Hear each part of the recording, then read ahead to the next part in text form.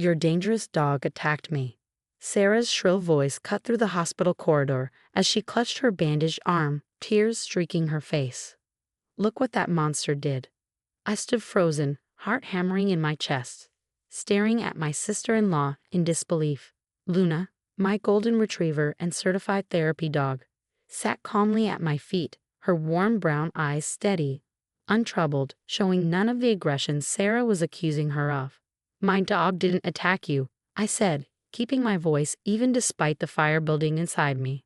Sarah's husband, my brother, Mike, stood rigid beside her, his expression dark with anger. We have proof, Madison. Look at her arm. Sarah yanked up her sleeve, revealing jagged red scratches and what looked like bite marks. She needs to be put down. She's a menace. The words hit me like a physical blow. Put down, my stomach twisted. Luna pressed against my leg, sensing my distress, offering comfort the way she always did. Dr. Torres, the hospital administrator, stepped forward, her sharp gaze moving between us. Sarah, you're saying this happened in the children's ward? Yes, Sarah nodded vigorously. I was visiting my friend's daughter when that beast lunged at me. No warning, no reason, just pure aggression. Something wasn't adding up. I knew Luna's schedule down to the minute. At 10:30, the time Sarah claimed the attack happened.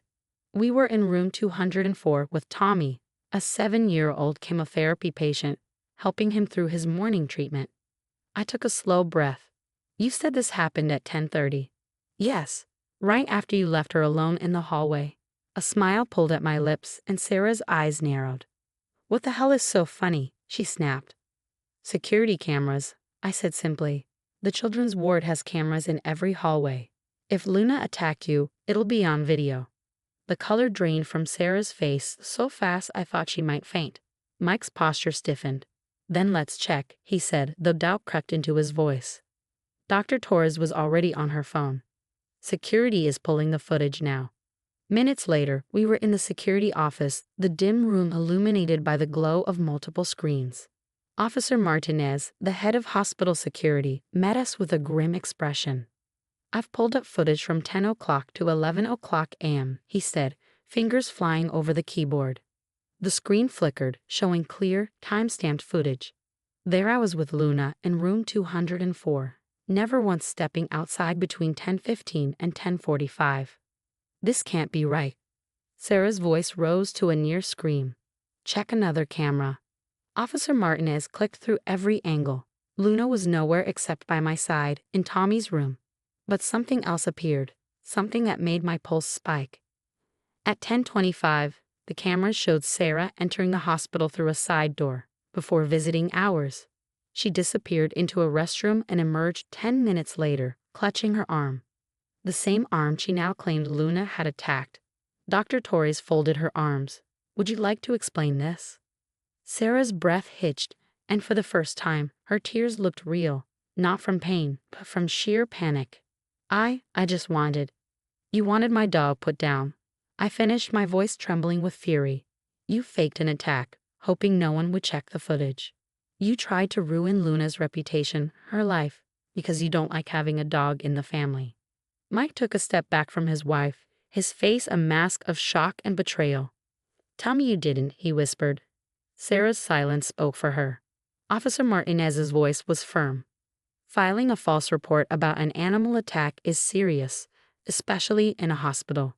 There will be consequences. Dr. Torres turned to me, her expression softening. Madison, I am so sorry. Luna's record remained spotless. In fact, she glanced at her tablet. Her approval to train other therapy dogs just came through this morning. Relief crashed over me. I knelt beside Luna, wrapping my arms around her soft fur, tears spilling onto her coat. She licked my hand gently, ever the professional, even in the midst of chaos. Sarah was escorted out, wailing, I just wanted her to know how it feels to lose something she loves. Mike lingered, looking shattered. Maddie, I had no idea. I really thought, I'm so sorry. I studied him for a moment. You chose to believe her over me, I said quietly. Over Luna, who you've known since she was a puppy. That's not something I can forgive overnight. He nodded, accepting the weight of his mistake. And then, just as he turned to go, Luna did something that made my throat tighten. She walked up to him and pressed her nose against his hand. Therapy dogs don't hold grudges.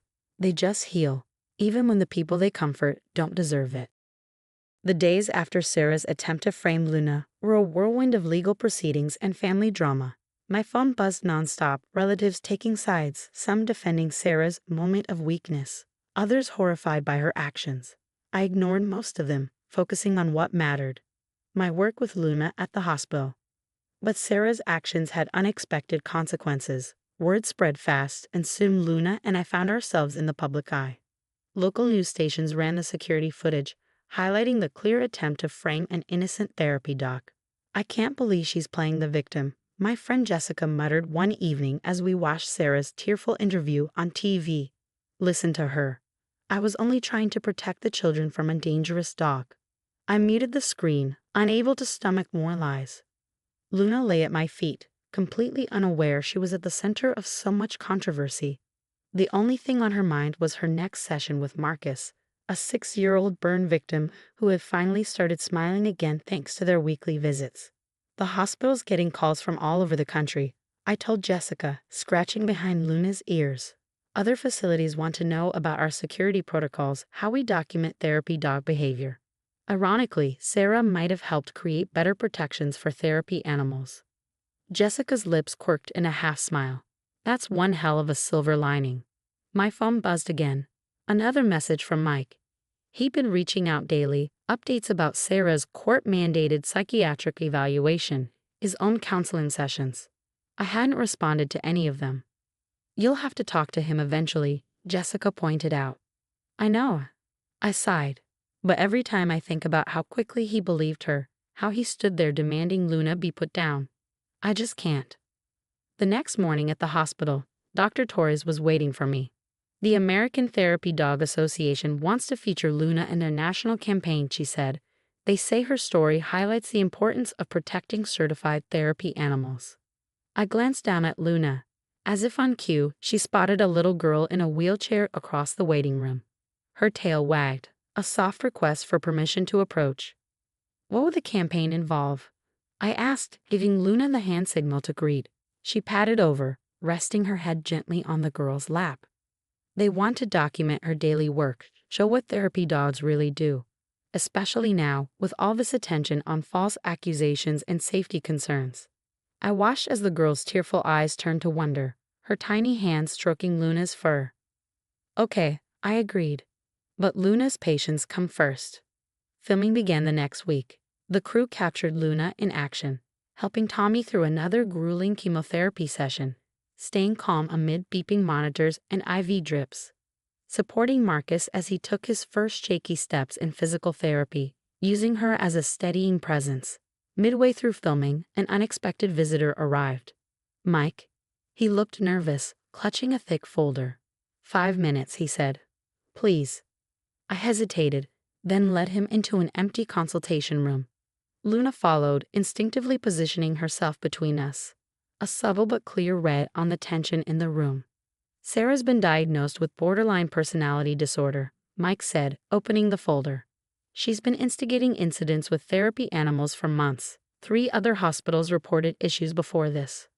I stared at him, and he never noticed. She always had excuses, always made it seem like the animals were at fault. I believed her because, his voice cracked, because it was easier than admitting something was really wrong. I folded my arms. "So now what?"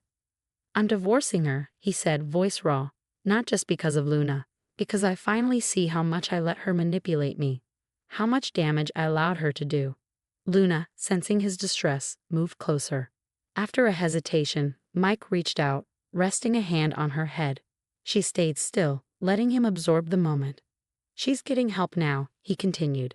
"But I needed you to know I was wrong. About her. About Luna. About everything." I studied my brother, seeing the guilt, the regret. And for the first time, the anger I'd been holding onto didn't feel quite as heavy. Outside, the camera crew had been filming through the window. Later, they told me that moment, my brother breaking down, Luna offering silent comfort, became the heart of the campaign. Because therapy dogs don't just help patients. Sometimes they help heal families too.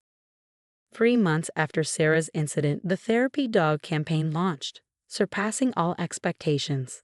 Luna became the face of a national movement to protect therapy animals, her gentle eyes and calm presence gracing posters in hospitals across the country. "Your dog has changed the way we certify therapy animals," Dr. Torres told me one morning as we watched Luna comfort a group of anxious children preparing for surgery. Every hospital in our network has installed additional security cameras and strengthened documentation protocols. The irony wasn't lost on me. Sarah's attempt to destroy Luna's reputation had, in the end, reinforced protections for therapy animals everywhere. That afternoon, I received an unexpected email from Sarah's psychiatrist requesting a meeting. After some hesitation, I agreed. The next day, Luna and I met her in her office. "Sarah has made significant progress," the psychiatrist said, as Luna sat calmly at my feet.